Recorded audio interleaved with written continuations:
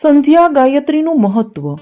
પ્રાતઃ અને સંધ્યાકાળ બંને સમયમાં ઓછામાં ઓછી એક માળા અવશ્ય કરવી.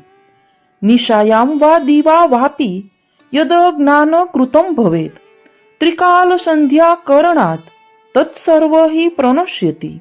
જેનો અર્થ છે કે રાત્રે અને દિવસે અજ્ઞાનથી જે પાપ થઈ ગયા હોય તે બધા ત્રિકાળ સંધ્યા કરવાથી નષ્ટ થઈ જાય છે. સંધ્યાના મંત્રો ખૂબ જ સુંદર છે. પરબ્રહ્મ પરમાત્માની પ્રાર્થના કરવામાં આવી છે.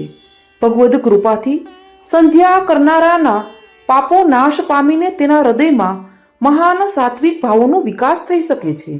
આટલું થવા છતાં પણ જે લોકો સંધ્યા કરતા નથી તે મોટી ભૂલ કરે છે. જે બ્રાહ્મણ સંધ્યા જાણતો નથી અને સંધ્યા કરતો નથી તે જીવતા શૂદ્ર બની જાય છે અને મળ્યા પછી કૂતરાની યોનિમાં જાય છે.